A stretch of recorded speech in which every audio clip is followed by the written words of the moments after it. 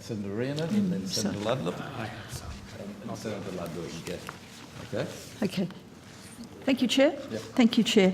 I was after the figures for how many adverse security assessments have been issued in relation to unauthorised maritime arrivals. And I could find the data in the ASIO annual report for 2011-2012, but it wasn't in the 2012-2013 annual report. Could you provide us with that data, please?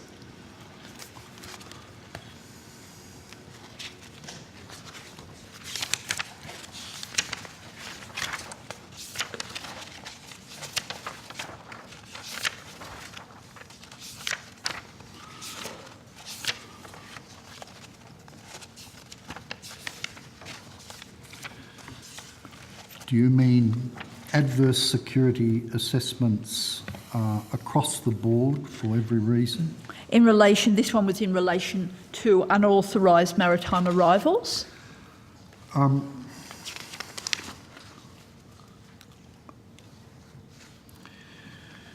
In the period, what years did you quote? So I found it for 2011-12, but I was after it for 2012-13, and then also after it from 30th of June 2013 as well. Up to I've given these figures, I think, in previous Senate estimates, but in 2011-2012, we issued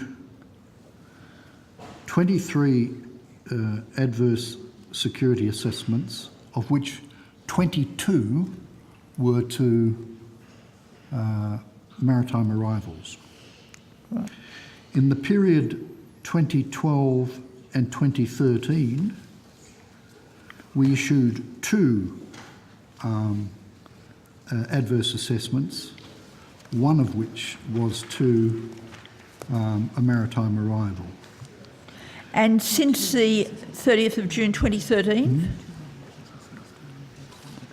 Oh, sorry. Look, can I just I've just been corrected because we actually in that year we actually issued 2 adverse assessments to the same person. So in 2012-13, it's actually only one ASA. One ASA. No ASA. One person affected. One person. Okay, good. And for the period since the 1st of July, there have been none. No ASA. Thank you for that. And in this 2012 to 2013, how many ASAs have been issued in relation to Australian citizens? I was after for Australian citizens and for Australian permanent residents. I don't have that figure in front of me. I would need to get it, because you're not talking about visa assessments now. No, I'm still with the ASAs and just trying to get a breakdown between... A visa assessment by definition is only given to a non-Australian who is applying for a visa to come to Australia, of whatever type of visa. So do I take from that no Australian citizens have been issued, have come under an adverse security assessment? No, we have, and I would need to get you the figure for that. We issue adverse security assessments in relation to a number of Australians in relation to, for example, working with the Commonwealth in sensitive positions, security assessments for that sort of thing, for Commonwealth employment purposes. We issue security assessments in relation to people applying for work or appropriate passes to work at airports and in maritime ports. We issue security assessments in relation to people who we believe may be contemplating or risking an act of terrorism and so on. So, Mr Irvine, I'm happy for that to take on notice, because I was just after the total figures for Australian citizens and for Australian permanent residents. Yep. Thank you. I'll get and that. Also for the figures since the 1st of July 2013. I'll get that. just to move on, how regularly does ASIO conduct reviews of adverse security assessments it has made? We review our assessments for cause, if new information is coming through, with the passage of time, whether or not the circumstances or the context in which the original assessment was made has changed in some way. So it's not saying that within a fixed period everything will be reviewed. So there's no regular reviews? Well, I wouldn't use the word regular, right? But there is a process of review, and of course there is a review, an independent review process going on.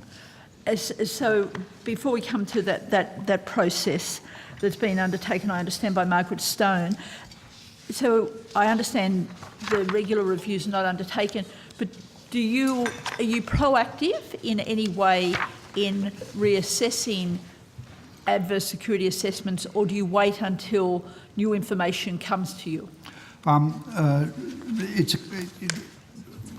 We have over the past year been looking at all of the reviews. The assessments, partly in preparation to pass material to the independent reviewer, and certainly in the last 6 or 7 months or so, we have reissued assessments, non-prejudicial assessments, I think in relation to 3 people. Thank you for that. What are the sources in Sri Lanka that ASIO use in making adverse security assessments? We use a whole range of open sources to assist us to assess the context against which we are assessing individuals. Could you define what open sources mean, please? The press, we sometimes talk to other intelligence services, diplomatic reporting, and so on. Thank you. How many agents does ASIO have in Sri Lanka, and do they all operate out of the High Commission? That's a question that, for operational reasons, reluctantly, I cannot answer. And of the open sources, is one of them the Sri Lankan government? We certainly read press releases and of the Sri Lankan government, and we listen to what their diplomats say. But if I can jump ahead to repeat what I've said in previous Senate estimates, when we make an adverse assessment on a person who is claiming asylum, it has not been our practice to go back and ask the government of that country about that individual.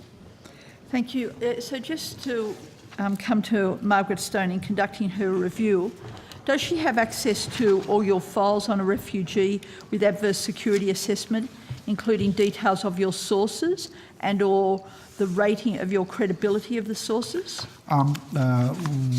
She has access to every piece of information that we used in making that assessment, and including all of the source reports. And also, do you rate your credibility of your sources? And would that be available to her? Any intelligence service that uses human sources must, if it's halfway professional, must constantly examine the reliability, the access of our sources. So it's not something you sort of sit down and do on a Wednesday 3 times a year. It is a continual process. Thank you. Does ASIO disclose its sources for adverse security assessments to the Prime Minister? It's not been our habit to do so, and normally we do not and are not required to disclose our sources within government. That's not really the way a secure and intelligence organisation should operate. So when you say it's not your habit, does that mean it's not done at all, or it's periodically done? Well, if it were done, it would be done on the decision of the Director-General, and I don't believe I've ever made that decision in relation to the Prime Minister. Do you need to take that on notice? Because you said you don't believe. Does that mean you need to check up to... Well, no, I don't need to check up. I have not done that. So if it hasn't happened for the Prime Minister, can the answer that you just gave, would that also apply to the Foreign Minister and the Minister for Immigration and Border Protection, that information is not provided? It is almost unheard of for us to disclose the name of a source to anyone outside the organisation. There may be times when I will need to describe a source to the attorney or to whoever is receiving an assessment, and we use source descriptions to indicate to people who are assessing our intelligence to give them a clue as to how much weight to put on that particular piece of information provided by that source. Thank you.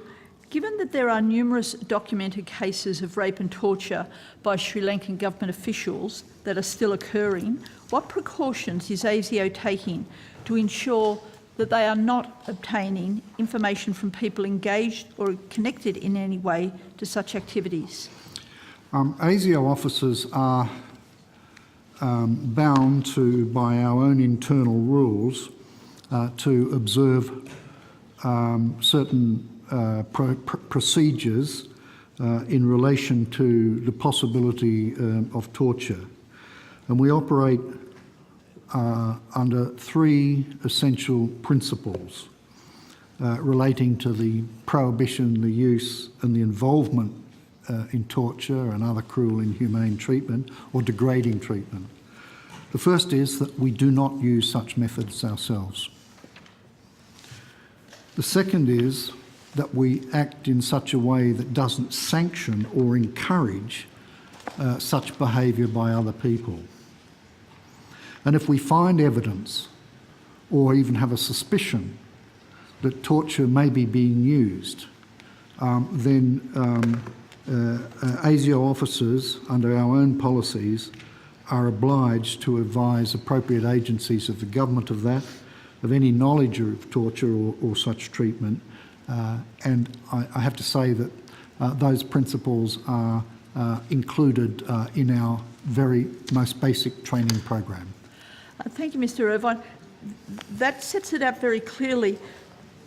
But what I take from that, though, it doesn't sound that you're proactive in assessing the people that you would work with, in this case, Sri Lanka.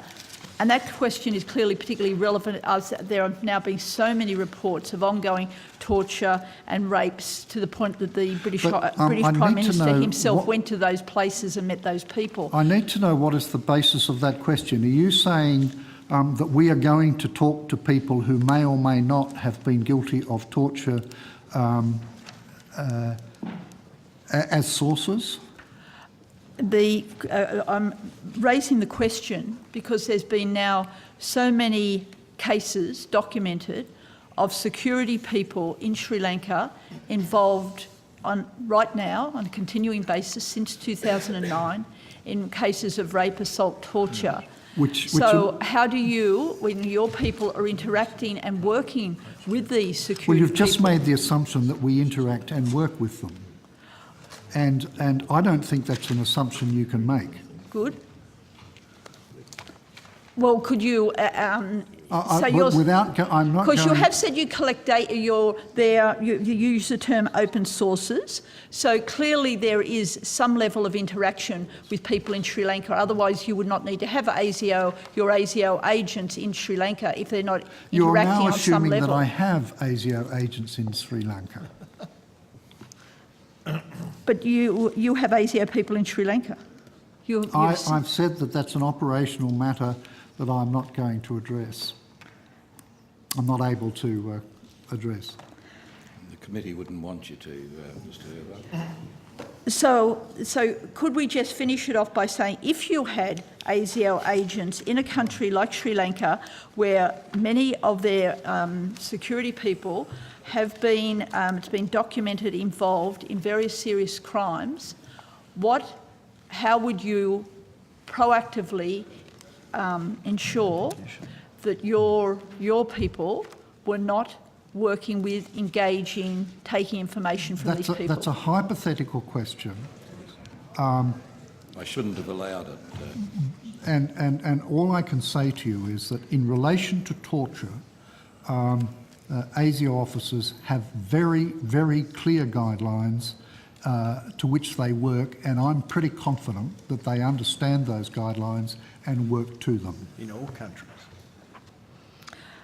But all I was trying to get how you're proactive on it, but if you can't share that with us, it's disappointing, but I'm sure we can come back to it. Thank you, Chair. Well, I think in fairness to Mr Irvin, he couldn't have been more emphatic or unambiguous than he was in his last answer about the very strict policy that ASIO adheres to in relation to matters of torture.